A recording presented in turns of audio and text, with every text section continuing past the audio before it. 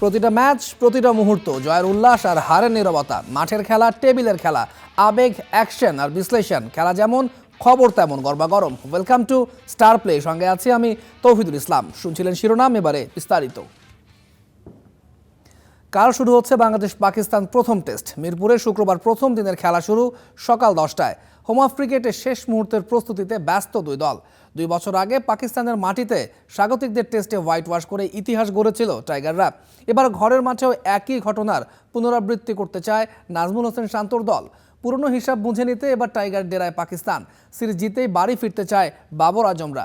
Test চ্যাম্পিয়নশিপের অংশ হওয়ায় এই সিরিজ দুই দলের জন্য গুরুত্বপূর্ণ। বর্তমানে 89 রেটিং পয়েন্ট নিয়ে পাকিস্তান 67 পয়েন্ট নিয়ে বাংলাদেশ টেস্ট র্যাঙ্কিংয়ে 9 নম্বরে অবস্থান করছে।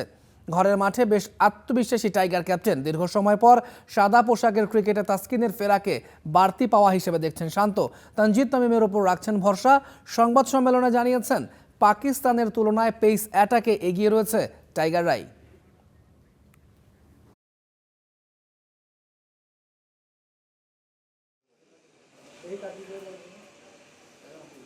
পেস বোলিং ডিপার্টমেন্টে আমি বলবো যে দুই দলেরই ভালো পেস অ্যাটাক, বাট আমাকে যদি জিজ্ঞেস করেন আমি বলবো যে আমাদের পেস বোলিং অ্যাটাক হয়তো সামান্য একটু আগায় আছে। তাসকিন সবসময় টেস্ট ক্রিকেটটা খেলতে চায়, বাট আনফর্চুনেটলি ফিটনেস বলেন বা ইনজুরি ইস্যু বলেন, ওয়ার্কলোড ম্যানেজমেন্ট বলেন, এগুলোর দিকে খেয়াল রাখতে গিয়ে হয়তো সবসময় আমরা তাকে ইনক্লুড করতে পারি না। বাট গুড থিং যে সবসময় সে খেলতে চায়। তো এই টেস্টের আগে ট্রেনার ফিজিওর সাথে অনেক লম্বা একটা ডিসকাশন ছিল এবং সে খেলার জন্য ফিট।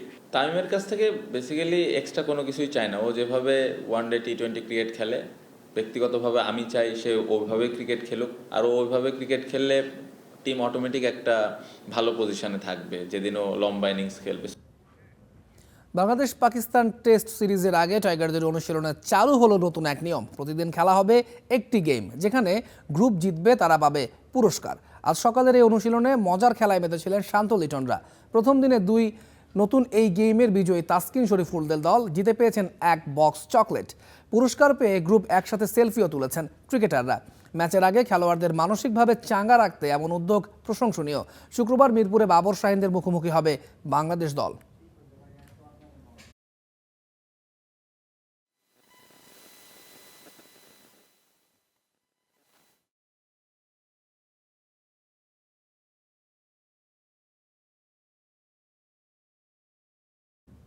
মিরপুরে রয়েছেন সহকর্মী মাহবুব রিমন। সবশেষ খবর জানতে সরাসরি চলে যাচ্ছি তার কাছে। রিমন, নিশ্চয়ই আমাকে শুনতে পাচ্ছেন। আগামীকালকে শুরু হচ্ছে বাংলাদেশ পাকিস্তান টেস্ট। আজ সংবাদ সম্মেলনে তানজিদ তামিমকে নিয়ে বেশ কিছু কথা বলেছেন নাজমুল শান্ত। তাহলে কি আগামীকাল সাদা পোশাকের যে ক্রিকেট, সেখানেও তানজিদ তামিমের অভিষেক হতে যাচ্ছে বলা যায়?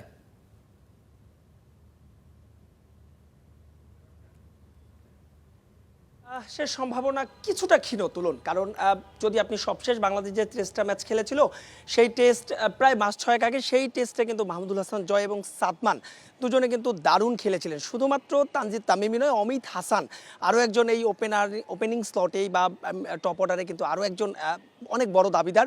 তানজিদ তামিমের সুযোগ রয়েছে, তবে বাস্তবতা হচ্ছে হয়তোবা যেহেতু প্রথমবার মতো তিনি টেস্ট স্কোয়াডে ডাক পেয়েছেন, হয়তোবা আসলে এই টেস্টে তানজিদ তামিমের ডেবু হওয়ার সম্ভাবনা কিছুটা কম। তবে লিটন কুমার দাস কিন্তু দুঃখিত, তবে নাজমুল হোসেন শান্ত বাংলাদেশ টেস্ট দলের অধিনায়ক, তিনি কিন্তু একটা কথা বলেছিলেন যে তানজিদ তামিমকে তিনি যেহেতু দুজনেই রাজশাহীর ক্রিকেটার, তানজিদ তামিম বগুড়ার একই সঙ্গে রাজশাহী ওয়ারিয়র্সের হয়ে সবশেষ বিপিএল খেলেছেন, দীর্ঘ একটা সময় জাতীয় দলও খেলছেন দুজনে। তানজিদ তামিম কিন্তু তার হাতের তালুর মতো চেনে এবং তানজিদ তামিমের আগামীকালকের যে ম্যাচ, সে ম্যাচে ডেবু না হলেও একটা বিষয় কিন্তু নিশ্চিত, হয়তোবা ঢাকায় না হোক সিলেটে অন্তত তানজিদ তামিমের ডেবু হলেও হয়ে যেতে পারে। তুলন ছিলাম মিরপুরের উইকেট পেস বান্ধব করার একটা পরিকল্পনা এবং সে অনুযায়ী কাজ চলছে। বাংলাদেশের দলেও নাহিদ রানার সঙ্গে ফেরানো হয়েছে তাসকিনকে দীর্ঘ সময় পর। শরীফুলও রয়েছেন, যিনি কিনা দুর্দান্ত ফর্মে রয়েছেন। টি20তেও দারুণ ইকোনমি বল করছেন তিনি। সব মিলিয়ে নাজমুল হোসেন শান্তও বলেছেন পাকিস্তানের তুলনায় তিনি পেস অ্যাটাককে বাংলাদেশেরটাকে এগিয়ে রাখবেন। তো ঢাকা টেস্টে কি এই পেস অ্যাটাকটাই এই ম্যাচের নির্ধারক হতে পারে?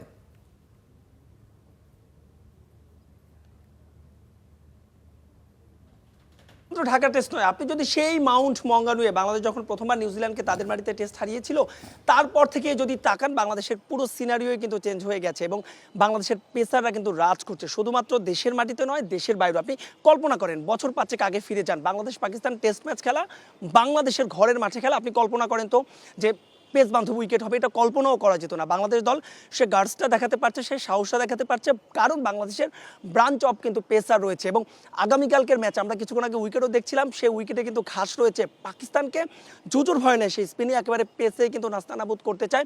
এবং নাজমুল হোসেন শান্ত বাংলাদেশ দলের অধিনায়ক, তিনি গার্ডস নিয়ে বলেছেন যে পাকিস্তানের পেসারদের চাইতে বাংলাদেশ দলের পেসাররা কিছুটা হলেও এগিয়ে থাকবে, নিঃসন্দেহে এটা একটা বাড়তি বুস্ট আপ করবে। এবং আপনি যদি বাংলাদেশ দলের আগামীকালকার যে ম্যাচ, সে ম্যাচে আপনি আরও একজনের কথা হয়তো সামহাও স্কিপ করে গেছেন, এবাদত হোসেন, তিনিও কিন্তু সেই মাউন্ট মঙ্গানুয়ের কথা কিছুক্ষণ আগে বলছিলাম, সেই ম্যাচ জয়ের নায়ক।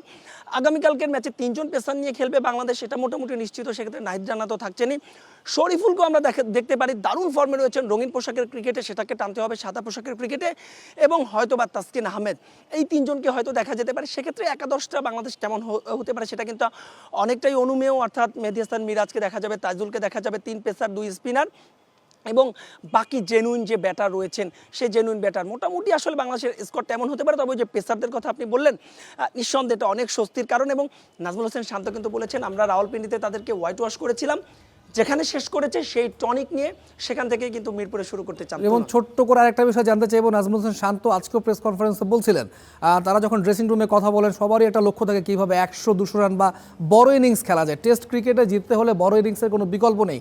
সেই জায়গায় বাংলাদেশের এই ব্যাটিং লাইন আপে কার প্রতি আপনার স্পটলাইট থাকবে, কিংবা কি মনে হচ্ছে কারা জ্বলে উঠতে পারেন ব্যাট হাতে?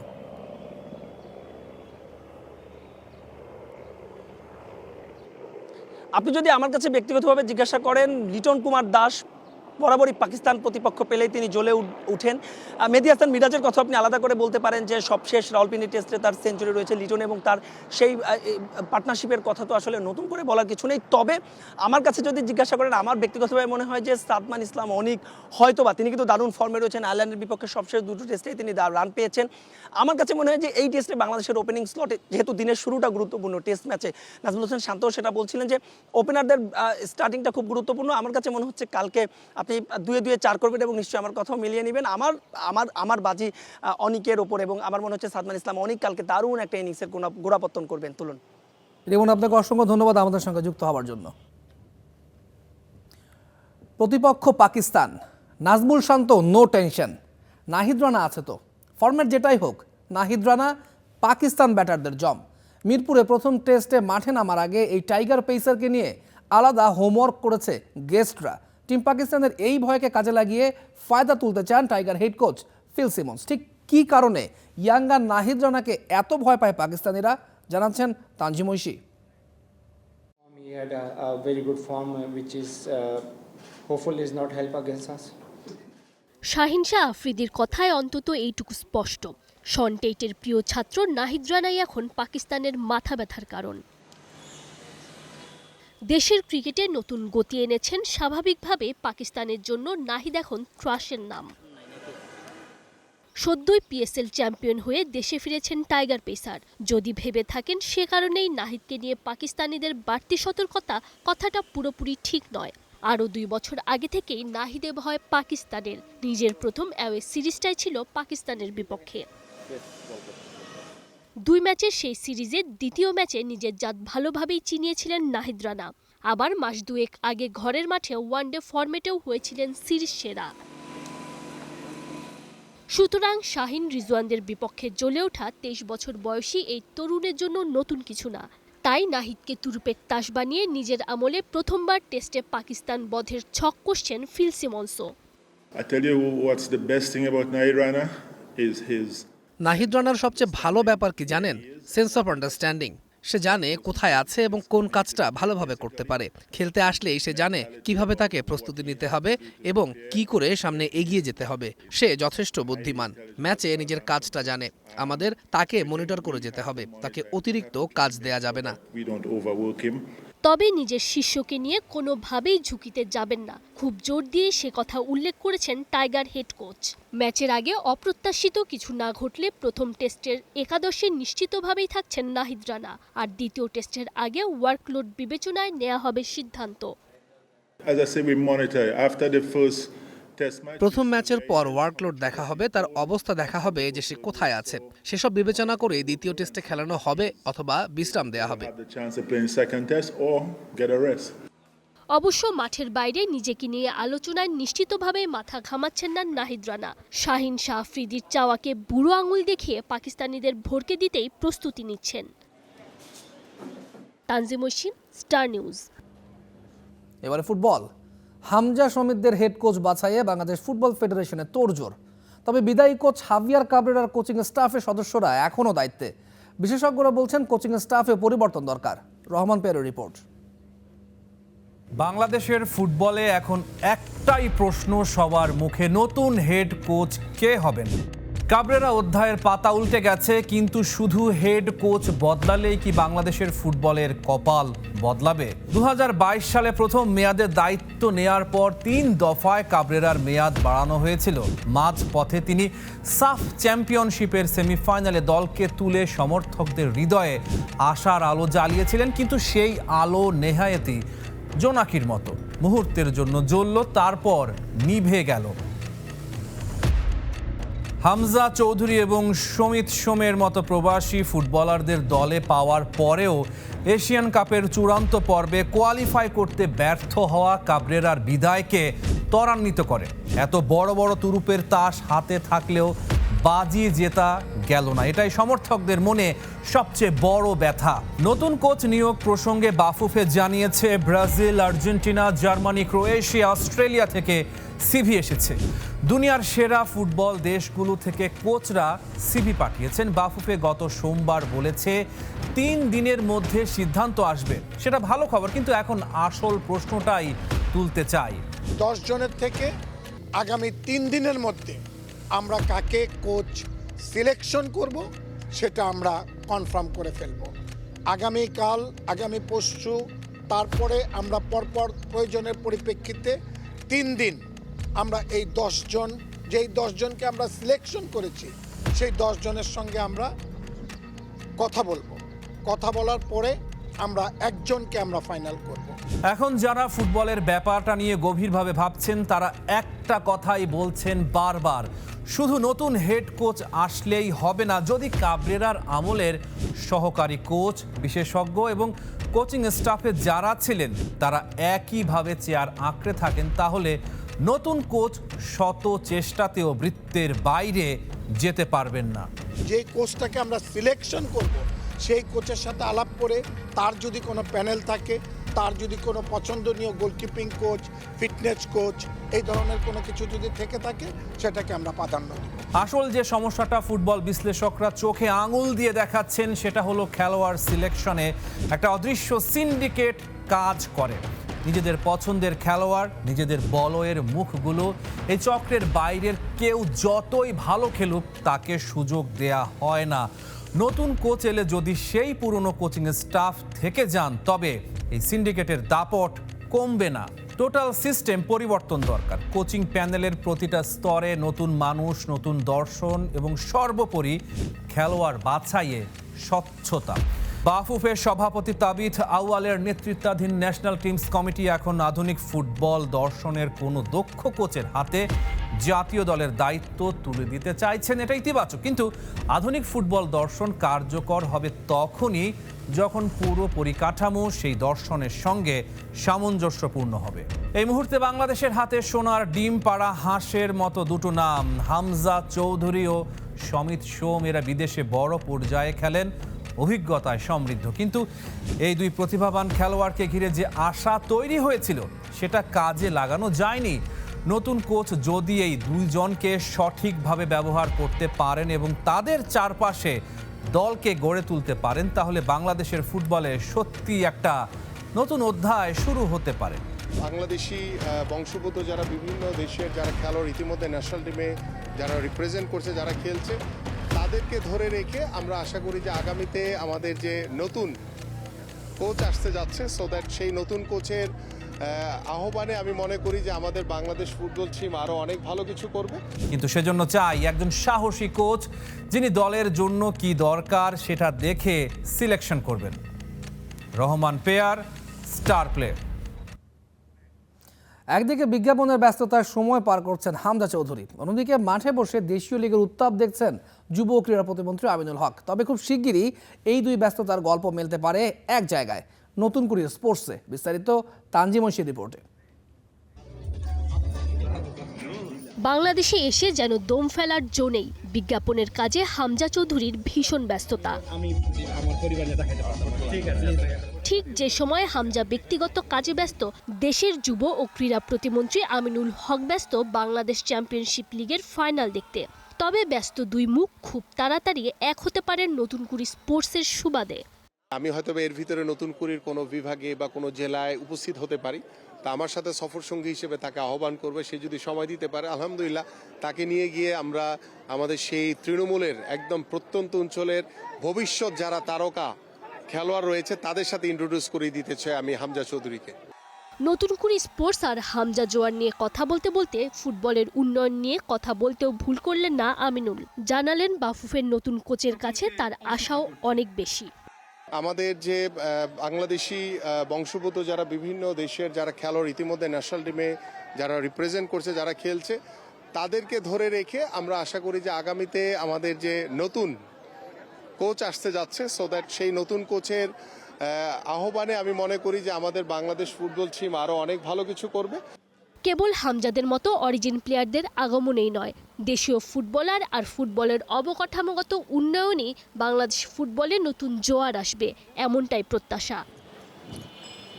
Tanzim Oishi, star News. নারী সাব 2026 আসরের প্রস্তুতি ক্যাম্প শুরু করতে থাইল্যান্ড গেল বাংলাদেশ নারী ফুটবল দল। সেখানে 15 দিনের ক্যাম্প করবে আফ্রিদা শিল্লিরা। 25 মে ভারতের গোয়ায় শুরু হবে সাফ নারী চ্যাম্পিয়নশিপ 2026।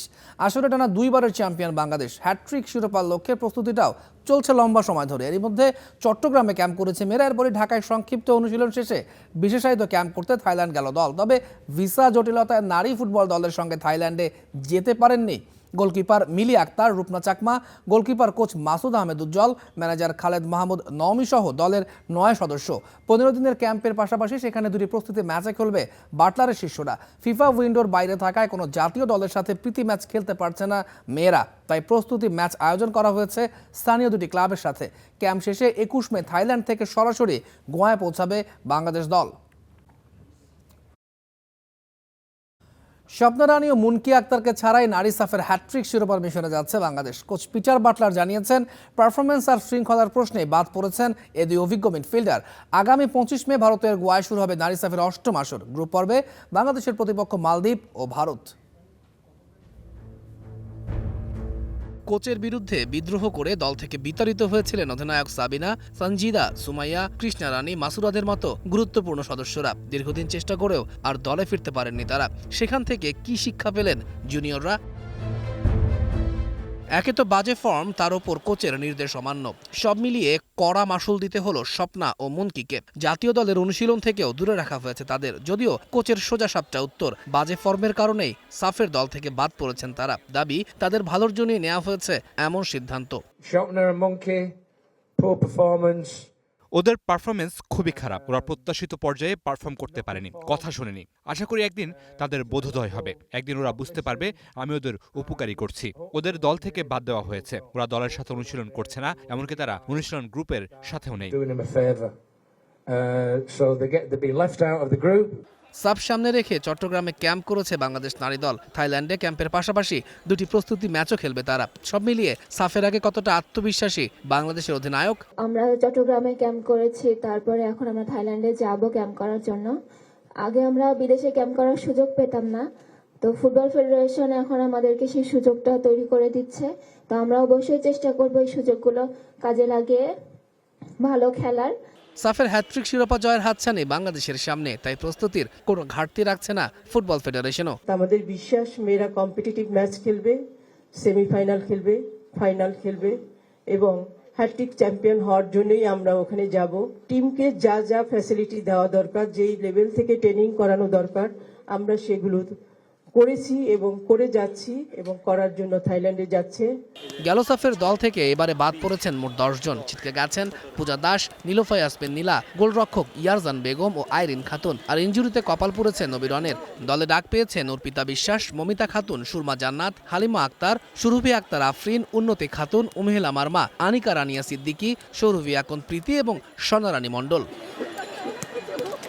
তৌহিদুল ইসলাম, স্টার নিউজ। আজকে খেলাও থামবে না, খবরও থামবে না। স্টার প্লের সঙ্গেই থাকুন।